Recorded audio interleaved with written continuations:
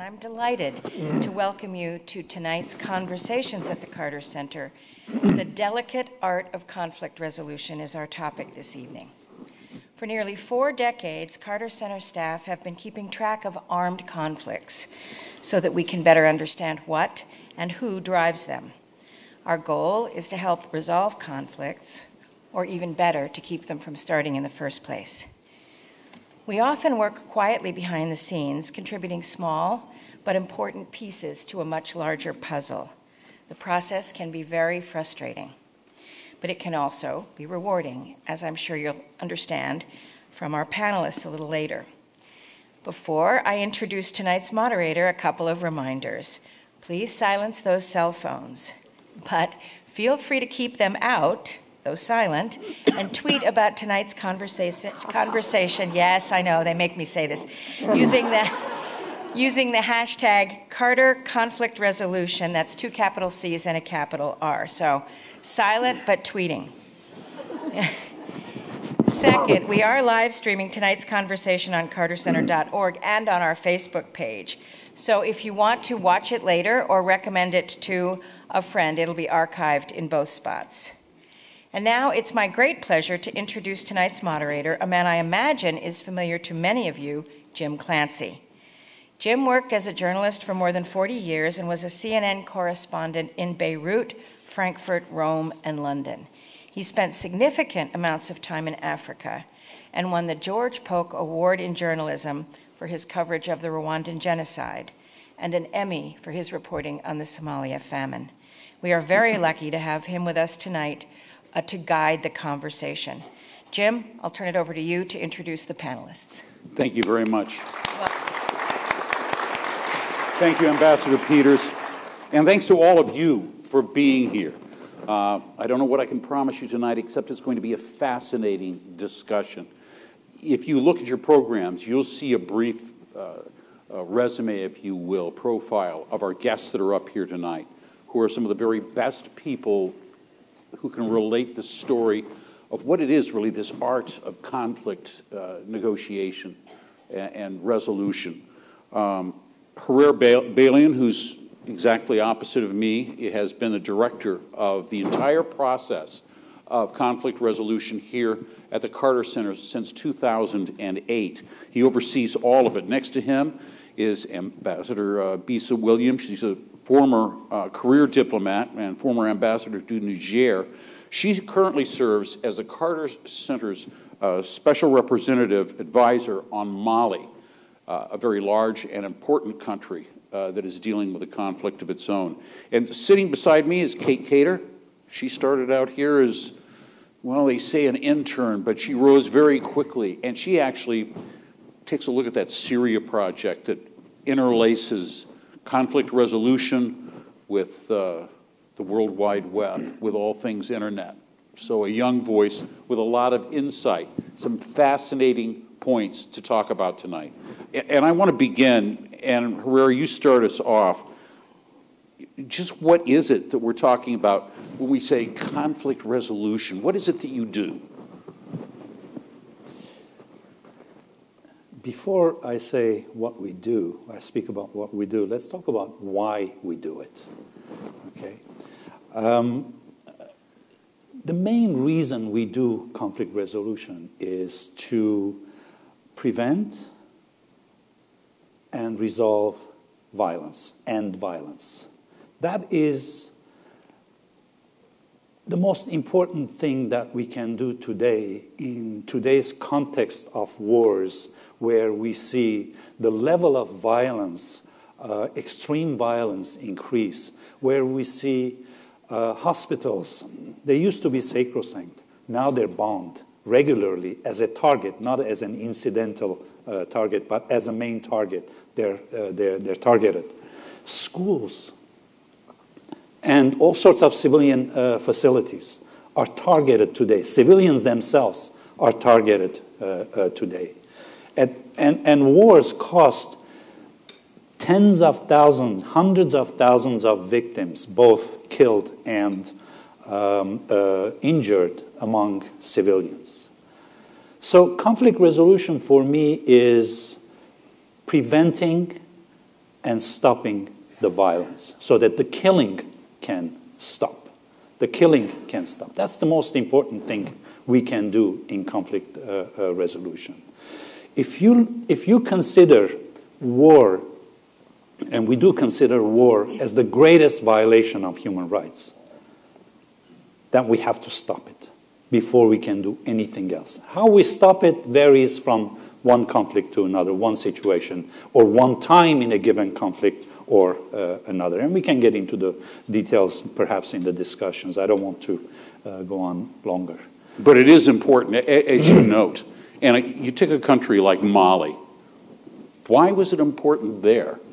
Well, what's very interesting about the program that the Carter Center is doing in Mali is that there had been a rebellion, but that rebellion ended with a peace accord.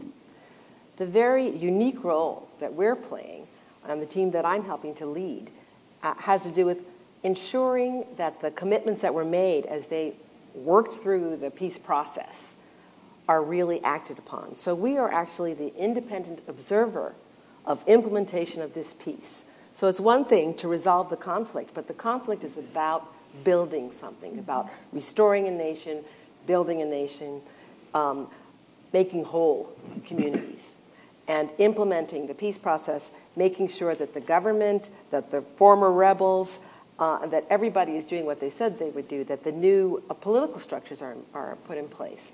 That's the role that the Carter Center is playing by shining a light on who's dragging their feet, why things aren't working, where things could be improved. That's another, that goes part and parcel with resolving the conflict. But Bisa, does that make you the most unpopular person in Mali? Surprisingly enough. No, it really is unique. No, the answer is no. That's good, okay. It shouldn't be surprising that I'm not popular. But anyway, no. No, because it's actually, the Carter Center is serving as a guarantor of accountability. And you talk about things in Africa very often, that one of the big C word in Africa is corruption, and accountability is not something that you hear a lot about. The signatories to the peace accord insisted that there be an outside observer that they had confidence in, who could then say who was doing what was right and what was wrong. The fact that we are impartial, that we don't represent a former government, either their best trading partner or their neighbor to one side or the other. We are a non-government. The Carter Center had already established its reputation in Mali through its health programs, so it didn't matter what part of the country you were from, you knew the good works of the Carter Center. Therefore, therefore we were welcomed, but we also shine light on all of the actors. So our reports, we publish a report every 3 or 4 months. And they talk about what the government's doing. They talk about there were 2 rebel factions. We deal with both of them. We talk about the international community's responsibilities and including the UN, the MINUSMA peacekeeping or peace stabilization force. So we are popular because we're requiring that everybody be accountable. Thank you. We want to hear more. I've teased it a little bit, the Syria project, this internet-based view. Tell us a little bit about it, Kate. Certainly. To touch upon what Bisa was saying about holding those actors accountable, we may not be accountability mechanism, but we are doing that in many ways with the reports that we are producing and the information that we're sharing. In part gleaned from open source investigations, taking information that we're seeing online about conflict events, working with partners who are tracking what is happening in Syria, as well as our networks and collaborators on the ground, what they're hearing, and bringing that together to propose, are there aspects of the conflict that you're not aware of or thinking about? People are saying that ISIS is defeated. Is that what we're seeing on the ground? In a conflict with so many different actors involved, how do you keep track of that?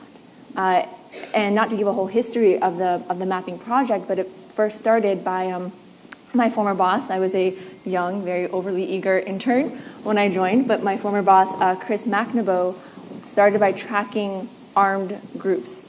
They were posting videos online saying, here we are, here's what we're doing. Trying to attract recruits, trying to attract funders, because you're on a platform that anyone can access. Sort of the GoFundMe for the jihadi set. I was about to say, Twitter. Twitter is crowdsourcing, crowdfunding, is that the term? Crowdsource funding? No, they actually had specific units that would advertise or publicize themselves and beg for money or request donations. Giving Tuesdays was really popular a few years ago on Twitter for the nonprofit realm. You saw that for extremist networks as well. Giving Tuesdays. Here's my account number. Give to this this purpose, the jihad in Syria, or you would see for the Kurdish forces as well, the forces that the Americans are currently working in collaboration with. They espouse values of gender equality and freedom revolution for the Syrian people. Same thing, promoting on Twitter. Come join us or fund us. It was amazing, and it's out there on the internet. I watched on social media, I watched the raging battle or argument, if you will, among all these different people, experts, some who say ISIS is defeated or ISIS has lost all of its territorial claims, it's all over for them, and others who say, of course, it's a bigger threat than ever. What are you seeing online? Are you seeing that the fundraising is going on? I can't speak so much about the fundraising because it is, if you want to say, a dark network. I don't have access to their underground chat rooms, unfortunately, or fortunately, I'm not sure. But we are seeing in terms of conflict activity on the ground, there are still many individuals and fighters carrying out events and claiming it as ISIS in Syria. And I'm assuming that funding is still there in many ways. We're actually just hopefully finalizing a report soon about this. I was saying the rhetoric is that ISIS is defeated, not globally, but maybe in Syria. But what does that really mean? And for the people and the civilians that Hrair was mentioning or highlighting in conflict overall, what does that mean for the people in Syria? Is their physical security environment safe? Is it stable? If ISIS is defeated? Hrair, weigh in on this a little bit. I want to hear your thoughts. Or is this too secret? I mean, he's going to have some other discussions with you folks, I think, that will not be streamed on the internet, and that may be a more suitable place to learn the secrets of the universe that we can't share with you tonight. No, ISIS has lost the territories in Syria and Iraq, most of it, very small pocket left under their control, and they're fighting tooth and nail to die in it. I can't even say to defend it. I saw a report today, thousands surrendered. Yeah. But many thousands have gone underground, both in Syria and Iraq, and are keeping their powder dry for another day. That's a concern. Plus, they have created franchises all around the world. In the Sahel. I can jump in here. You know, it's there is ISIS as we know it as a let's call it the corporation or that group entity, and then there are the copycats and the influences. And so what started out in Mali as a legitimate, well, let's say a domestic grievance, a rebellion, almost a civil war, got influenced by AQIM. That got suppressed. And now Al-Qaeda in the Maghreb. I'm sorry, Al-Qaeda with a franchise in northern Africa, and now that sort of linked to domestic problems, mostly just linked to encouraging terrorism, has evolved into other kinds of domestic groups that either want to copy ISIS, might have one or two fighters who are former ISIS fighters, or who have learned from one way or another the tactics and strategies that are used. So what was at one point unsophisticated in conflict has become very, very sophisticated. And I'm talking in terms of the kinds of terrorist attacks that you do see in Mali, which are completely different from this, as I said, this rebellion where we already have a peace accord that people are trying to implement, but there's still activity going on by other actors. Yeah. I mean, they're already committing terrorist acts in Syria, even though they've lost the territory in government-controlled areas of Syria. And one other difference in what ISIS is doing today is that up until a year ago, ISIS was still urging people to come from all around the world and join them in Syria because they've created a paradise in Syria, in their territory. But now that's not the case. They're urging people to stay in place and fight the enemy in place. For example, in Paris, in London, Brussels, in London, wherever. Yeah. So ISIS is changing, evolving. It is nowhere near defeated as such, as an idea. It has not been defeated, and we're likely to see ISIS 2, ISIS 3, ISIS 4 in the period ahead. Now, and I want to get back more directly because I'm fascinated by what's going on in Syria, what's going on with ISIS around the globe. But when the Carter Center talks about this art of conflict management and control, how do you decide? How do you bring people together? You know, and say, I mean, it's easy. Syria was complex because there were so many militias, maybe. But how do you get all these people together? And you were involved in some of this. Yeah. Well, I mean, the first principle we use in our outreach when we're trying to address a given conflict is that we have to talk with everybody. Okay, even if they're the terrorists, if they're really obnoxious dictators, obnoxious leaders, we've got to talk with anyone. Of course, granted, if they want to talk to us. I mean, that's a condition too. For example, in the context of Syria or elsewhere too, we have had the example where some parties are not interested to talking because they're not interested in negotiating anything. They're out there to create mayhem, and they will not talk to you. So how do you draw them in? You can't. Some parties you will not be able to join at the end of the day. But the most parties, when they're large-scale violence, do want to talk eventually, if nothing else, to accomplish their goals for which they picked up arms to start with, through other means. But there has to be some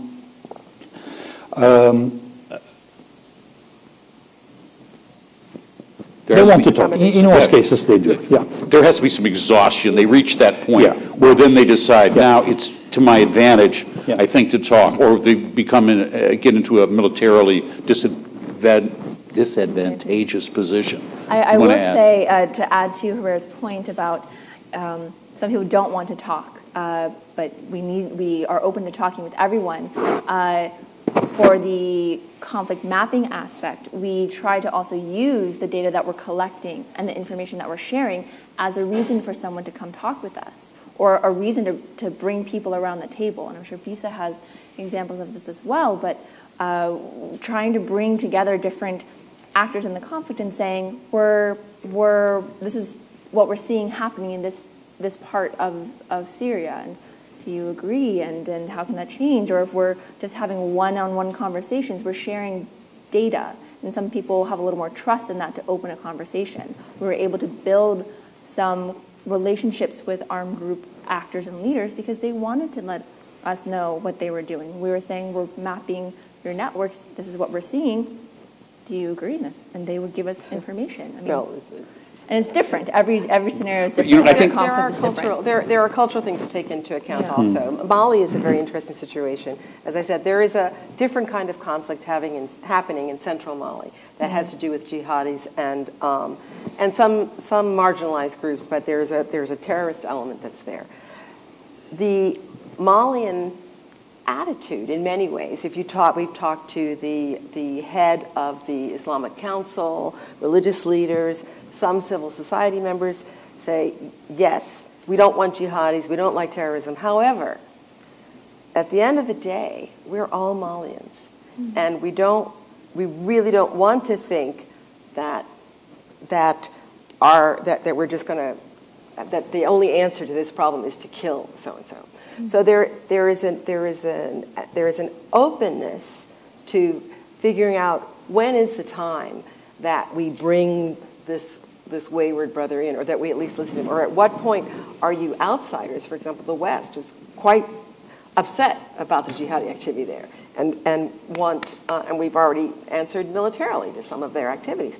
But that tension, that creates a tension with some of the Malians who say, that cannot be the only answer. The answer is not just to stamp everybody out, because we are one nation, one people. I think when we talk about conflict resolution, you know, I always have the image of those peace talks with guys in camouflage hats, all sitting down, smoking cigars at a table. But now there's an effort, and there's particularly here at the Carter Center, to bring in other people that have a stake, they're stakeholders in these conflicts and resolving them.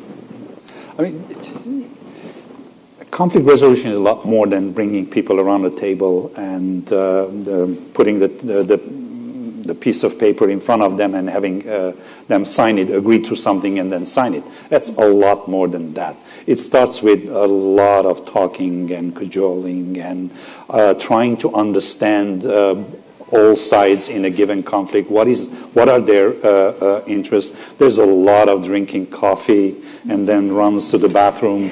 There is a lot of, depending where you are, in some places in the former Soviet space, there's a lot of drinking vodka. You have to have a strong stomach sometimes for this. A lot of sweets, eating sweets. So it's you know, I'm making a joke, but it's true. That's what it takes to bring people together and sit down and talk to them, and bring them out of their milieu, out of their very difficult places where they live, they work, they fight. Bring them out and have them relax and start talking. At times you bring them together, they will not talk to each other. We do a lot of back channel discussions. We sponsor a lot of back channel discussion among protagonists of a given conflict and civil society in a given conflict. Once we were bringing about 40 Syrian armed group representatives, commanders, civil society members, lawyers, and political types together. Women, of course, women. What's the role that women have to play in all of this? Because if anybody's seen a conflict, you realize that the women suffer more than anyone else. Well, for innocent civilians, number one, much more than combatants. But women really can represent sometimes the best hope for peace. I was going to say, in your intro, men around in safari hats or something like that. You're right. And traditionally, the men were doing all the talking, the men were doing all the fighting, and making all their little deals. And if you look around to see the state of things in some of these countries, that there wasn't a lot of follow-up in what was really going to be created on the ground after you made your little deal. So women's inclusion in every aspect of the resolution, in my own view, is very important. In what we're doing in Mali, as we are observing this process, but part of our mandate as the independent observer is to make sure we tell the public what we see going on, and that we engage the public on their views. And underscored in the public are the different subgroups: youth, women, religious leaders, political class, and all that. And in neighboring Niger, there had also been, in the beginning of the 2000s, a rebellion in Niger. It was the Nigerian women who forced that peace treaty to really be signed, because at one point they just got tired of it, and they really pushed the rebels to reach a peace agreement.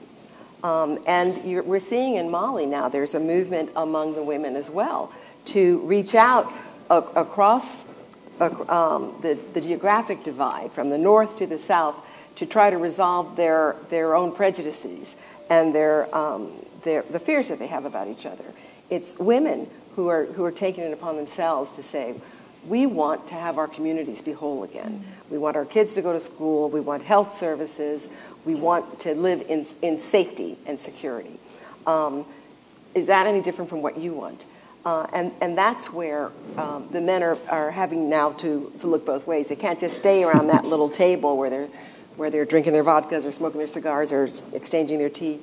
They have some women now who are demanding that they see results in the ground. And the same happened in Liberia, where women, a whole group of women, very, very powerful, strong-willed women, who had been taking care of the children and the families while the men were fighting on the streets, came out and said enough is enough. And not only participated in the peacemaking process, but set the agenda for the peacemaking process and the years ahead, and took the leadership in the country, the police force, the presidency, et cetera, et cetera. So it's important. They have a really, really critical role to moderate the passions that men usually come with to the negotiating table. And to also add, when we see other aspects of women's involvement, for example, in Syria, the Kurdish women fighters fighting. They're directly involved on the front line as much as the men. And in many conflicts. That's an exception, though. Yes. Yes, very true. Women have a stake in so many different ways. They carry the burden of victimhood often, as well as being part of either encouraging their sons or their husbands to fight, or even be on the front lines, but also that power to hold everyone else accountable. This is really interesting and fascinating, and within the Syrian context, seeing that variety of roles because of the Kurdish women fighters, as well as women and children being so severely affected in the Syrian conflict. But it must also be said that we don't see this in too many cases where women play a leadership role in the peacemaking process. But in so many conflicts, to this day, we don't see it. And especially in Syria, I think when we look today at the women who have joined the ISIS movement or married into the ISIS movement, they are in large measure in control of their children's future and what path they may take. Well, I mean, the problem of children... I mean, discouraging them not to get involved in groups like ISIS, or encouraging them to follow in their father's footsteps? Well, I'm afraid both are happening. But I think the more significant problem is in these war situations that we're working in, and Bisa was talking about it earlier, and I was talking about it earlier, is the number of children who are deprived of schooling when the war is going on. In Syria, the number is 2.8 million children who've been deprived of schooling in the last 8 years. That's a fundamental right that they are deprived of. In Mali, you were saying the same thing. Yeah, it's about 800,000 at this point, but it's for the last 5 years, there have been no schools open in the north. So what would you do with your 8-year-old to, I don't know, if you're 3, for 5 years, had nowhere to go, and nothing to do. So they're losing more than a generation. And they're traumatized. Retarding the nation's development through this conflict. All right, in about 15 minutes, we're going to take questions from you. So you can get them ready, and then we'll begin, and you'll get a chance to talk with our panelists directly. But let me follow up here, because the Carter Center has to remain engaged in all of these things. I mean, do you have to set a deadline? I mean, we're going to resolve this conflict or not by Friday afternoon at 3. I mean, you can't, can you? No. That's interesting. We just finished our first full year of being the independent observer in Mali. So this year begins our 2nd year. And at the end of the year, we did a year in review, and we had a big press conference. And one of the questions from the local press was, you know, they signed this thing in 2015, and you say they're making some progress, but how long is this going to go on? And I sort of turned the question back to him. I said, you're the Malian. This is your, you are, as a people, are going to have to decide. So there's a certain amount of, you have to remind people, you can get outside support. The Carter Center is here. We're going to tell you what we see. But peace building and nation building, takes work, and people and decision making, and the hosts, the people involved in the conflict, the people who want their communities, have to put the time in themselves to figure out how long we can be observers, for example, how long we should be engaged in this process. I think probably with every program you have to analyze at what point do we think we've given what they need, but for resolving and for, as I said, for building peace, really, that question can't be turned outward; it has to be turned inward. I mean, when you have a peace agreement, it's good to have deadlines in it, built in the peace agreement, because otherwise everyone will postpone it to mañana, tomorrow, what needs to be done. But we need to have clear deadlines for things to be accomplished at various steps. But to get to that point, having deadlines, having dates, it's not very conducive to producing results. We have to be in a process for the duration. We have to be prepared to stay in for the duration and not say, okay, in 6 months we succeed, great, we succeed, otherwise we're out, we're going somewhere else. It just doesn't work that way. And those relationships take a long time to build and to maintain.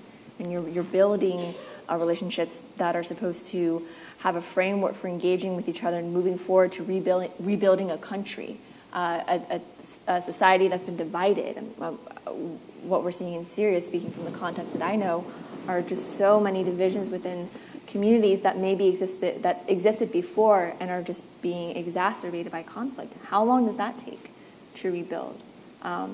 And for us, then, is the constant seeing of our funding or project planning of how long, what are our goals for the next few years and how we're going to be engaging. But it's a long-term process for building peace, like Bisa mentioned. You have the young eyes here.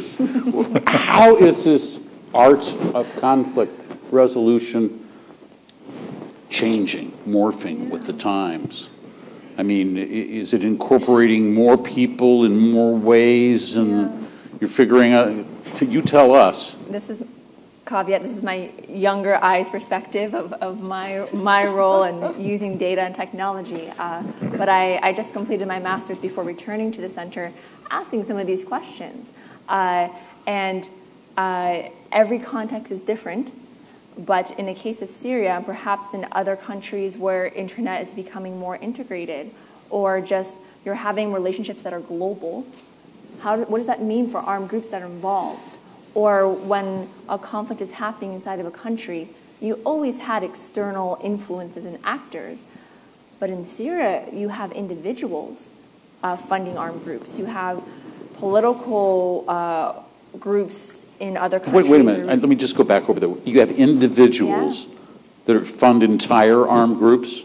There are armed groups that are named after certain individuals. Part of my thesis was mapping out some of these people, and they're wealthy sheikhs or thought leaders in different countries, and they've helped fundraise, and their group it's like is the baseball team. Yeah, I mean, and you see that in different contexts in other countries too. Maybe not as global or open on the stage, but individuals. There's a few political organizations that have armed groups that have named themselves after them because of that funding.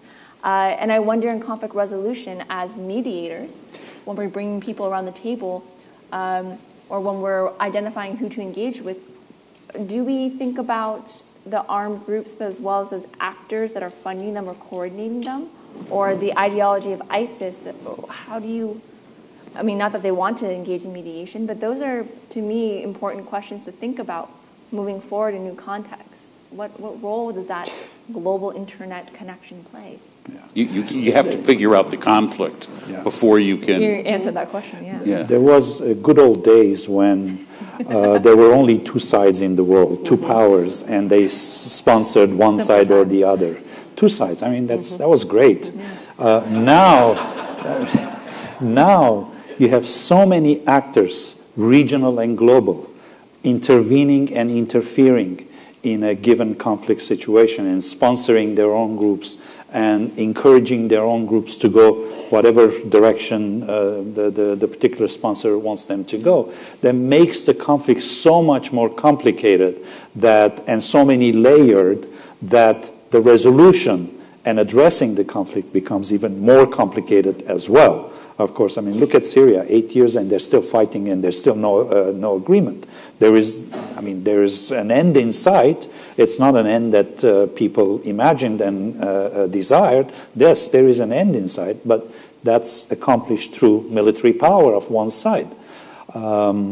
which may turn into a Pyrrhic victory and which may include in it the seeds for the next conflict. Okay, so there's all days of two sides sitting together, concocting an agreement, the powers agreeing with each other are over, and things have gotten far more complicated, and perhaps that's the reason why also conflicts have become so much more violent and so much bloodier. Excuse me, this, and become in many ways, as well. It's got to be the most frustrating job on the planet, to be trying to negotiate in this atmosphere. And with so little, you've worked on the Israeli-Palestinian peace process, and I don't know what's left there to negotiate. Yeah, I don't either. Excuse me. I mean, it's just, no, it's a very discouraging situation, I think, for everyone. How do you keep your spirits up? I mean, what is the determination? What do you keep in mind? Well, I'm not discouraged, again, but we're at a different phase. I want to say, I was debating whether to jump in this last question, but it is the thing that the Carter Center is doing in Mali is very, very unique. By not being a government, by not being one of the traditional old wise men that they used to turn to resolve, where's Thabo Mbeki when you need him, where's Chisano when you need him. No, we're an NGO that is universally respected, that is bringing really the voice, the spirit of civil society as to the picture.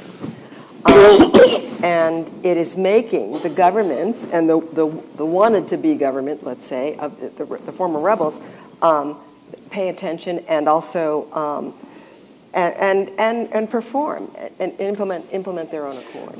So there's a special there is something to be said and to be really studied about the role that the Carter Center specifically is playing, but the role that the non-government actor, the organized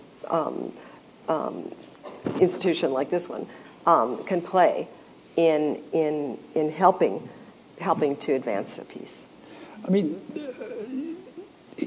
our satisfaction of having accomplished something does not come only from an agreement that has been reached and a conflict that has ended, but in the whole process of our involvement, we generate ideas. And sometimes those small ideas are taken up by the parties or by the mediators.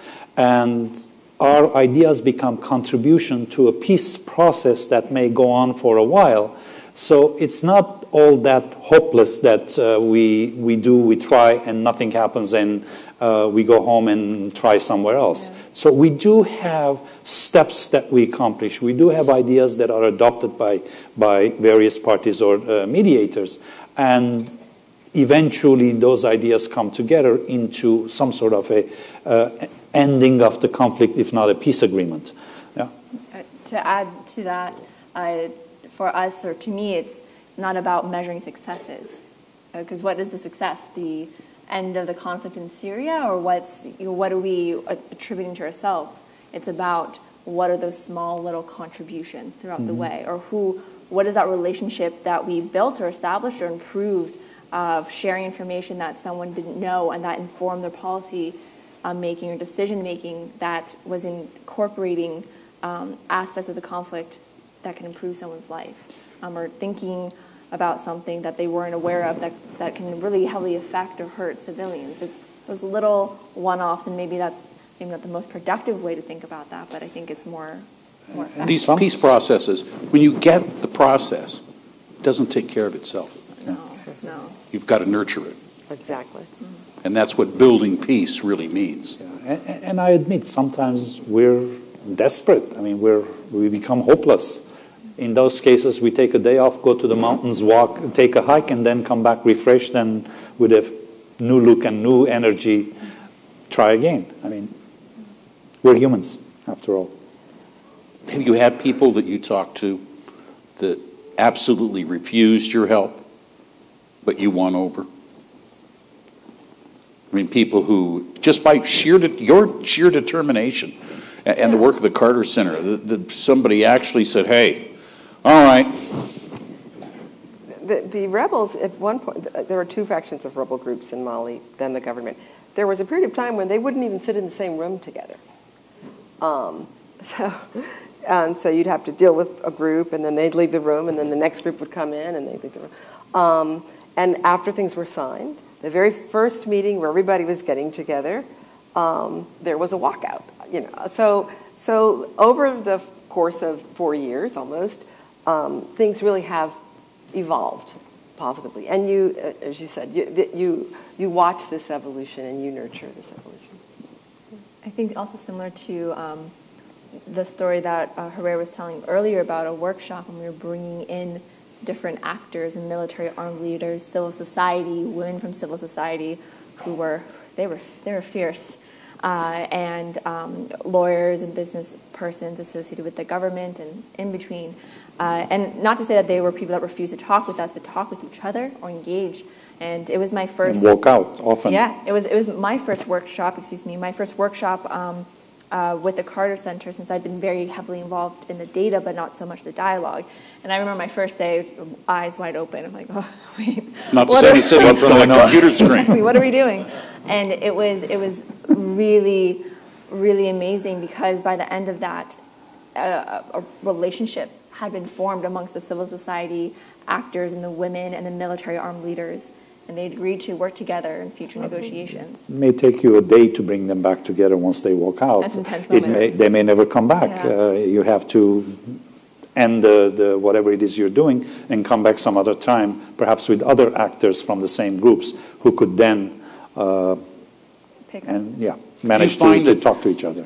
Do you find that some of these characters, the actors from all different stages, they're waiting for somebody like the Carter Center to force them, to come together? Often they are, yes. I mean, often you find that some of these fiercest fighters tell you that, they don't take pleasure in doing what they're doing on a daily basis, being out there exposed to all sorts of risks and killing people, etc. And in other cases, you have sadists, unfortunately. We've seen those too. And they take pleasure in what they're doing. It's a macho thing to do. It's toxic masculinity. It's part of toxic masculinity to be out there fighting with a Kalashnikov in hand. But the other part is that the Carter Center does provide this respectful space where people can be heard.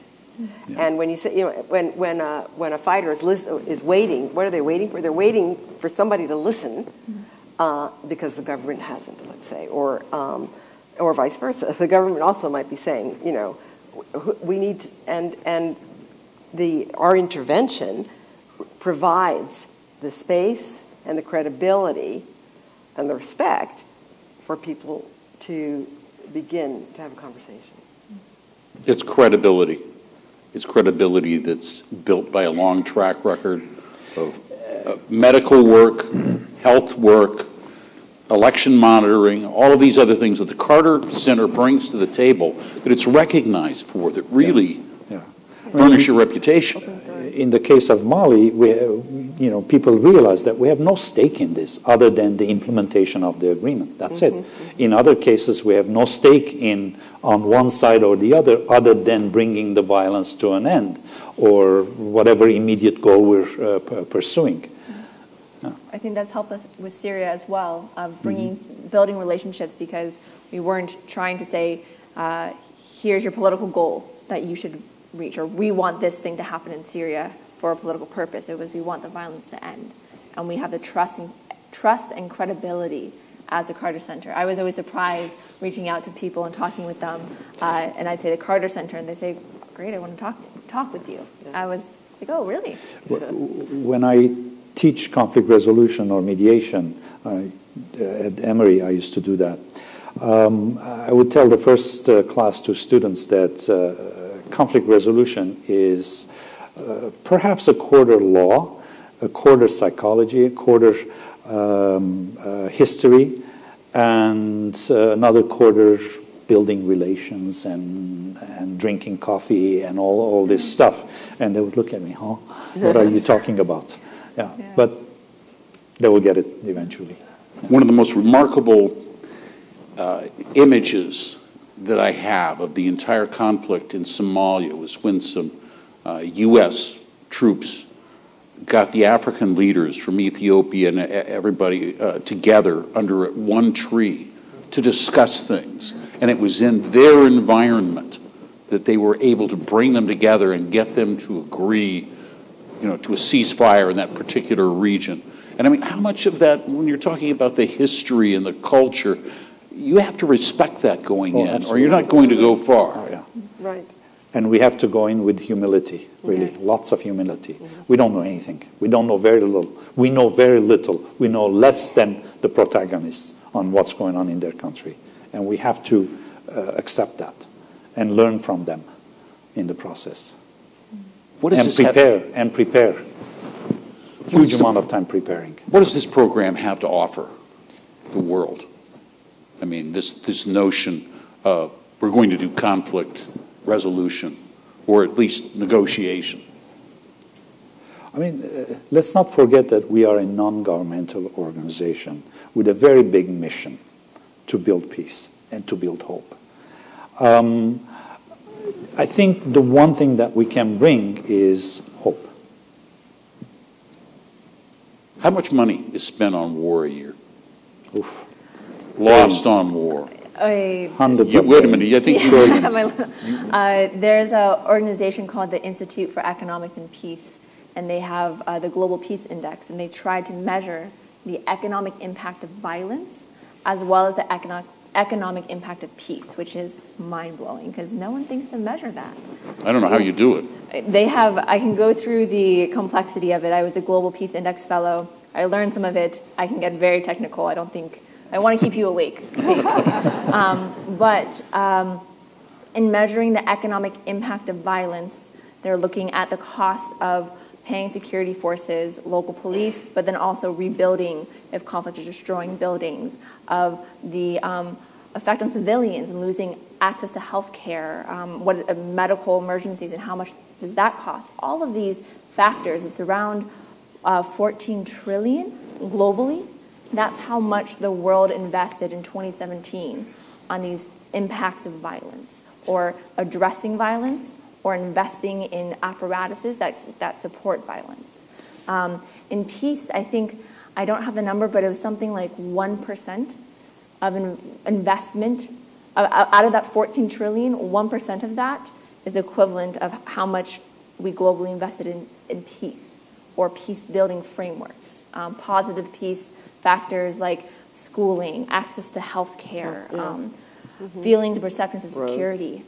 When we talk about how much a program here costs for conflict resolution, and the money of bringing people to meet somewhere, it is such a small drop in the ocean of this economic apparatus of violence. And I would love to see peace being economically viable. How much happens if you invest in peace, like we're doing here at the Carter Center, but globally?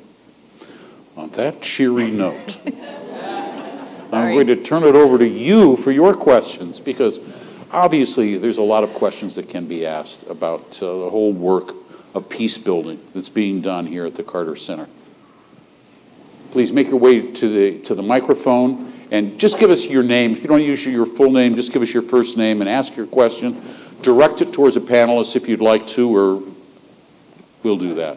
Hi, it's Howard, and just a question maybe for Kate or others. The mapping project is we've heard about in Syria. Is there any discussion of how maybe similar techniques could be used to maybe in other lesser-known conflicts, or to prevent or keep conflicts from escalating? Yeah. I love your question, and thank you for asking. To the chagrin of my program associate, who I continue to pile work on, we are exploring that within the Carter Center itself, very informally, but with mapping techniques and tools, as well as the data that's out there on conflict.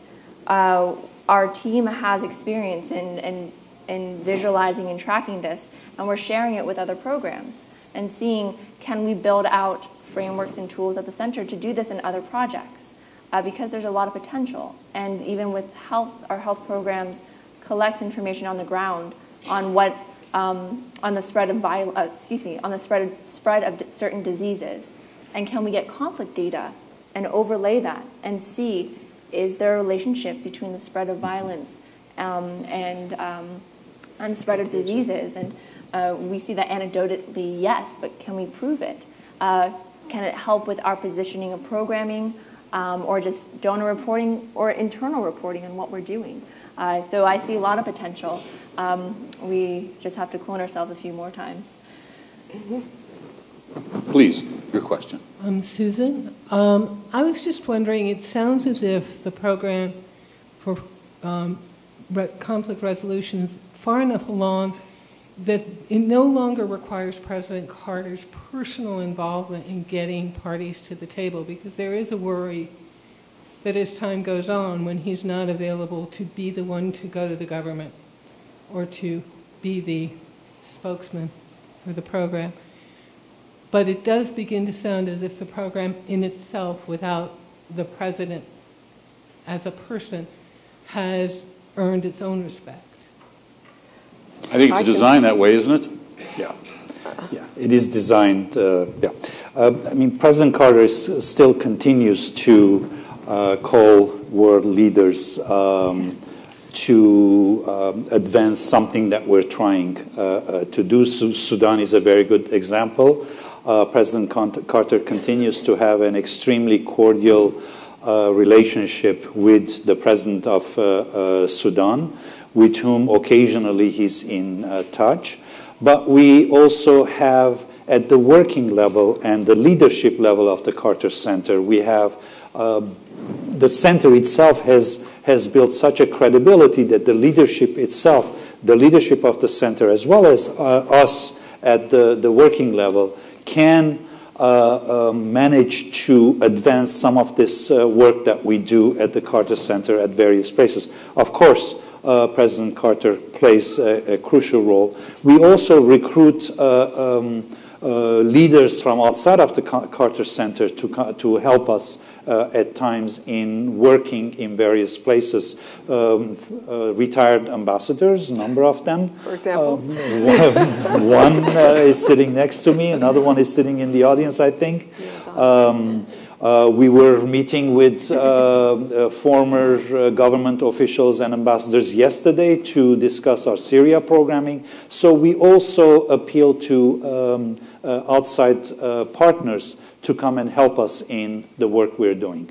But to underscore that, even for the case of Mali, it was because the Carter Center's health programs were so good and so well known all over the country that the Malians, both the rebels and the government, told the international community, we want the Carter Center to be the independent observer. So, and they weren't saying, we need Jimmy Carter to come out here. You're right, there was a confidence in the ability of the Carter Center to perform that role. All right, we have another question here.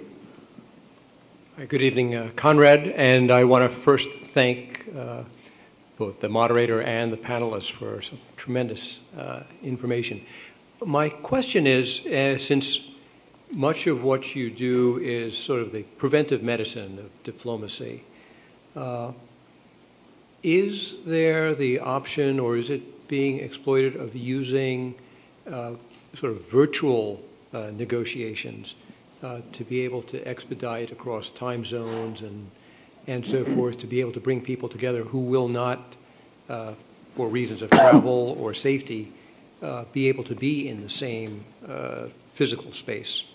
And what do you see in terms of advancement on that arena? Because unlike defense contractors, I don't think you have as many lobbyists and quite the same. You may have the skill sets, but you may not have those resources. It's an interesting question. I mean, it's a very interesting question. Because, I mean, you can't have tea. Right. You know, if you're looking at the computer screen. I can have tea. Okay. On my desk, I can still have it.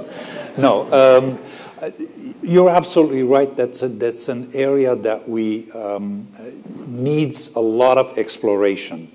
But But it has also, we have not done it yet. We have not explored that area, frankly. But we also have to realize that the virtual space has its limits. You can't do everything on the virtual space. A lot depends on sitting, as Jim was kidding earlier, it really depends on the relationship you build with people. Eye-to-eye contact with people, a handshake and a hug it builds trust with people. Right. Yeah, that's right. I mean, it's probably, there are regions of the world that have their own specificities, but you know, in most of Africa, if you're not going to go see the person, then you're not going to get whatever it is. You're not respecting them if you don't see them. You don't go to their door. Yeah. And I do think that there's maybe aspects of conflict that would be appropriate or right for virtual engagement, but where the levels that we're working at right now, you can't, it's not exactly possible. But there are organizations, other nonprofits that are exploring that virtual space, like Shared Perspectives Foundation and Solia, on virtual dialogue. But they're doing very local level community, and we are in various aspects, different levels. And I think it's something that we've mentioned of if there's a need in the future to explore, but yeah, where we're operating now is at it's a different context in that way. Where I have seen, in my life as a diplomat, where I have seen that to be a very effective tool, is where you want to introduce similar groups of people in different countries. Like if you want to link women entrepreneurs who are in a small, you know, from Rwanda with those who are in Ghana, or if you want to link young people and get them to talk and figure out and to just see what their various lifestyles are, or the challenges that they're facing. That, the way of building a virtual community like that can work, and it does work. But when you're at the point of conflict resolution or negotiation, that's a little bit different. Thank you. Thank you. Next question. Hi, I'm Vittorio. I have a following question. I imagine that the Carter Center gets much more requests than it can really handle. What are the criteria for selecting to work as a mediator? I imagine that, for example, the probability of success will be an important criterion. Another, the number of people affected. If you can solve a big conflict, then you are happier. And then the question, of course, occurs, what are the parameters that make you think that it's more likely that you can solve this conflict than another conflict? How do you select the conflicts how do you choose them? How do you get involved in them?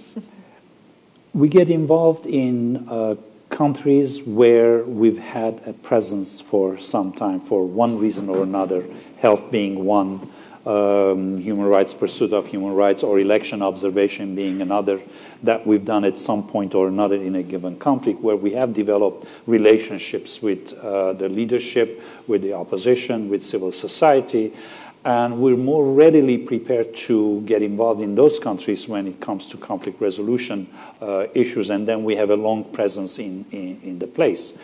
But you're absolutely right, the gentleman who asked. That there are too many conflicts out there, and we're a very small team and a very small organization, frankly, for the needs compared to the needs out there.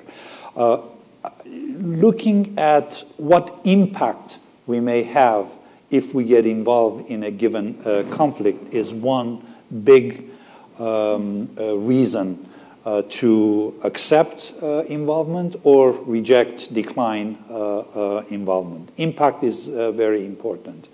And impact is not just the end result. An impact can be intermediary steps that we can do.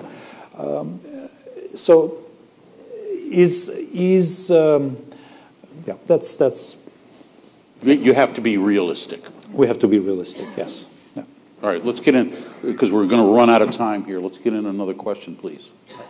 My name is Nitin Godiwala. My question is, when you are resolving, where you are involved in resolution of the conflict, how do you resolve the conflicts with the present government policies related to that particular conflict? While you are, to be specific, while you are in Sudan or Syria, government policies are in difference to what your resolution is? How The do you U.S. resolve government, that? you mean? Yeah. Oh, okay. How do you address that? Yes. Yeah. I mean, at times, let's face it, at times we are opposed to what the U.S. is doing in a given place, and Syria is one example. You mentioned Sudan. In Sudan, we happen to have a common goal to end the conflicts in Sudan in exchange for easing of sanctions and eventually lifting and bringing the country out from the list of countries that sponsor terrorism.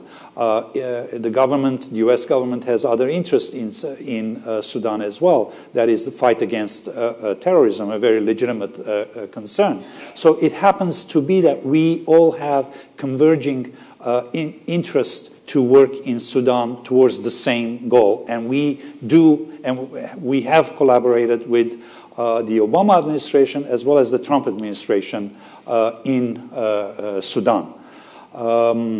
In other places, in Israel, Palestine, and in Syria, unfortunately, we find ourselves in opposite ends of what needs to be done. I think that's a positive of being a non-governmental organization. That's exactly the point. Yeah, that's very important. It gives us that flexibility and the trust of the center to utilize in various conflicts, regardless of the U.S. administration. We are a non-governmental organization, albeit headed by a former U.S.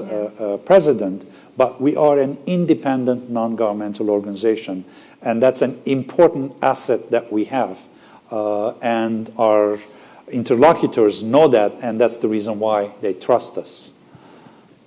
Thank you very much. Another question?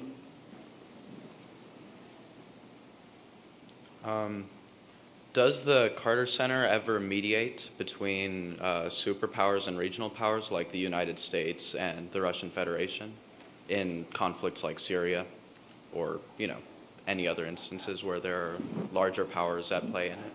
It's almost I think that is above my pay grade. Any of that? But there's a geopolitical, and you've got to observe it. I mean, you mentioned it, you briefly brought it up, and that is how perhaps China and Russia both are involved in conflicts. The U.S. as well. Is there a new competition there? It's not a Cold War. It's just jockeying for position? I mean, there's a lot of competition, yes. I mean, we do, yeah. I mean, there is a competition, yeah, absolutely. Yeah. All right, I want to give another question. Thank you. Jocelyn. Jocelyn, go ahead. So, can you lower the mic? I can't hear you. Sorry. Yeah. You said that right now the kids in Mila, right? Mali, yeah. Sorry, Mali. Aren't getting education. Right. Do you guys have a plan to try and help them with that? Okay, well, we are the independent observer of implementation of the peace process. Nowhere, unfortunately, in that peace process is it written, and the schools must be open. However, what is written is that the regions, and it was the North that was rebelling from the South, the region will be given more autonomy and more say over its own services, and the government will provide money for those services. So what we are trying to do is to get the parties who have agreed to stop fighting each other but have not really moved fast enough on implementing their own accord to identify concrete actions that they can take. We think opening the schools would be an excellent action, but they have a multitude. They have lots of excuses as to why. The main one being that the teachers, many of whom come from the South, simply aren't going to work. They're getting paid, but they won't go to the North. So that the government, and we highlighted that in one of, I think it was in our second report of last year. If the government is paying for people to be educated, then people need to be educated, and so they need to, perhaps take that money and pay other teachers or hire somebody else. So all we can do is highlight the issue. We are not we are not an agent of change in that kind of way. And the same elsewhere, the same thing stands elsewhere. Yeah. We highlight the issue, we bring it to the attention of the people, we talk about it all the time, and we make sure that it's not forgotten and it's noticed. I think it would be a great centering, we think, actually, we've talked about this, a centering idea and activity to get the parties working again, because it's a relatively easy thing to do, to decide, okay, we'll go to this town, and we're going to open the schools, and we're going to provide the security, get the teachers back up there, and announce it. And it would be one of those things where I said, building the peace requires something demonstrable, something concrete on the ground that shows a change, and that would do it. And that builds confidence that it's possible. Yes. Yeah, to collaborate is possible. Yeah. Yes. All right. Good question. Another question from the audience. Hi, my name is Jonna. Thank you for all your information and also the important work you're doing. I was wondering if in the work you do, if there's been some risky situations that you were involved in or that you knew about some colleagues, maybe some danger because of the types of actors that you have to bring together. You can go into those vodka parties. Our boss is here. In my 11 years here at the Carter Center, knock on wood, I have not had any incidents where I've been at risk, or any one of our colleagues has been. Well, I've been working for risk. a year for this, and I was just in Keator in December, which is one of the northern towns in Mali, walking around with a flak jacket and a helmet in an armored vehicle. To an afternoon meeting with young people. And right around the corner from me, I was riding around in a UN vehicle, another UN vehicle, just really a square block away, rolled over a landmine.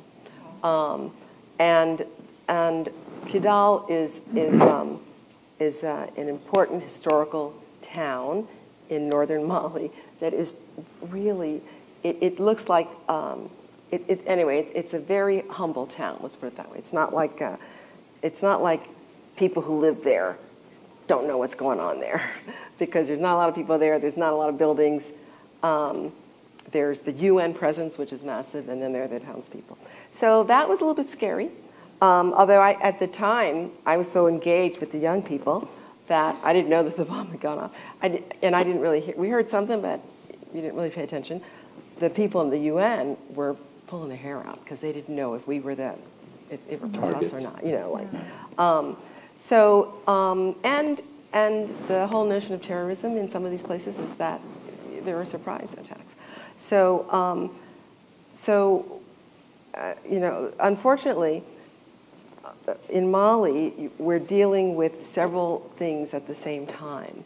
There was a domestic dispute that they're trying to resolve through this peace accord. And then on two other sides, you have different kinds of jihadi factions that target anybody. They target the UN, they target civilians, they target other internationals. And you know that, and you do your homework, but you still go forward. Yeah, I was just going to add that even though I haven't had an actual injury incident, we've had very close calls in Gaza. We've had very close calls in Damascus. Once we were meeting with a cabinet minister in the center of Damascus, myself and a colleague, Chris, and we walked out of the meeting, and barely 10 minutes walking distance, we had moved from the building. The building next door to where we were meeting received a rocket right in the middle of it. It happened to be the president's home. I think we continually try to not put ourselves in situations that can be dangerous. And when we're meeting with different individuals, is there a safer space or neutral territory? But sometimes that's unavoidable. Keeping people secure amidst the process. We have an operations office extremely strict on this issue, so they really keep us. Craig really keeps us safe. Craig and Jan, Another question. Thank you. Yes. These are some really good questions we're getting from you guys. Hi, I'm Leslie. Thank you so much for this. It's a great opportunity. So to bring it home just a little bit, obviously there's quite a bit of conflict in our own nation right now. Some would say that we're still fighting an unfinished civil war, but we have an opportunity to actually prevent escalating to a point at some other places. So could you let us, leave with a few concrete tips of how do we not get up and walk out of a situation where we really want to, where we don't want to, because we politically do not agree with the person sitting, across from us, family member or not, right? But could you give us a few concrete tips of how we can start implementing these changes here? These questions usually arise right before Thanksgiving. I know. Around the holidays. It's always easier to talk to the other, the other people's problem, than to look in the mirror and say, wow, what could I do better? Or how can we do something better? I think all of us here have stressed that one of the important building blocks is listening, is a willingness to listen, even listening to hear those things that you don't want to hear. Or, not so much you don't want to hear, some things are actually painful. Some things, some beliefs that people have, or some policies that people want to impose or create can be painful to others, and you don't think of it that way. But so that's the first thing, so this willingness to say we're going to create this space where we're going to respectfully listen. I think in our own country we've forgotten that practice. So that's a start. So I'll let my friends come with something else, and we can keep going down the line. We have the example of President Carter, who will talk to the devil, whether the devil is in Syria, the devil is in Palestine, the devil is wherever. He will talk with literally the devil. And he has done the same thing here in this country. He's reached out to people with whom he disagrees vehemently, yet he talks to them. He opens up dialogue with them. And he's taught us this. And we, at our level, try to do the same thing. Now, we're not active in terms of conflict resolution in the U.S. We don't do that in the U.S. But in our personal lives, with our neighbors with whom we really disagree, we may disagree on these political issues, on the extreme discourse that we hear on a daily basis on CNN or wherever, or Fox News. Yes, even CNN. So it behooves us to really come out of our skin from our own anger, manage our own anger, and be able to set the example. And I try to do it in my small world of personal life, and that's where it starts, really. Let me try to get in. I've got two people standing here. Let me try to get in two more questions. Go ahead. Hi, I'm Stephanie. Thank you so much for your information. My question was related to technology, especially with the rise in the last 25 years. Have you seen a correlation in the complexity of conflict resolution, or like conflict mapping? Have you seen it that help with aiding with the resolution? Kate? Yes, I don't think that technology is adding a complexity, but it's bringing it to the forefront. That you're able to see this. The Peace Research Institute of Oslo, PRIO, publishes reports on intrastate or civil wars and interstate conflict, like the Cold War, and how the wars between big powers are diminishing, but there's a rise of wars internally within countries, but then with so many people involved. And they were noting that since the 90s, it's been increasing. But with technology and with people posting things like Giving Tuesdays on Twitter with the giant, was it Publishing Clearinghouse, or the giant checks? Okay. Yeah. $500,000 to this leader who's going to buy arms and fight in Syria. It's public. So I don't think technology is making it easier, but they're making it accessible. And in today's current age, we can map that a bit more. People have been mapping, doing actor mapping for decades.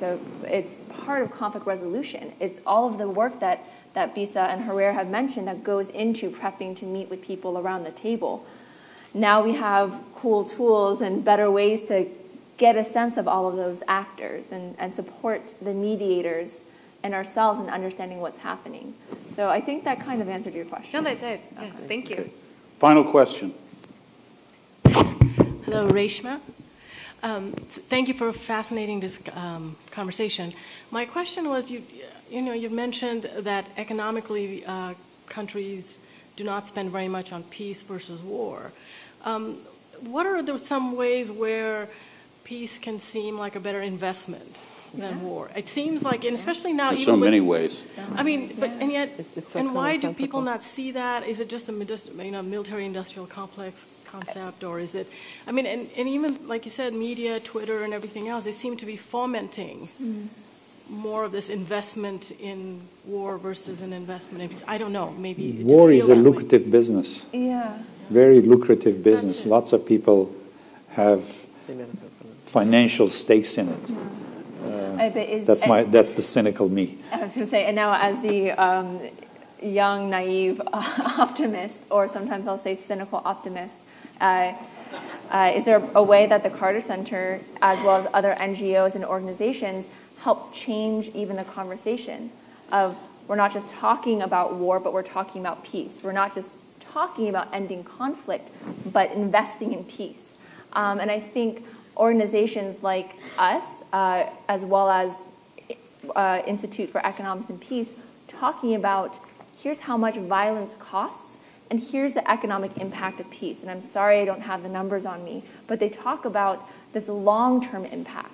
And I don't think we can stop warlords. We can't stop arms sales from being lucrative. But can we promote and push a conversation that everyone is aware of and talking about, that, wow, you will have more economic opportunities and more stability if you're investing in these peace structures. And I will say, I know that we talk about the horror of social media and talking about violence, but it has uniquely built relationships across the world. And we've definitely become very cynical and not feeling so great about it, but I do think that there's still opportunities to use that global connections to talk about how are other people being impacted by positive change, and can we promote that? I've got to wrap things up. What are you looking forward to? I mean, what excites you in the immediate future?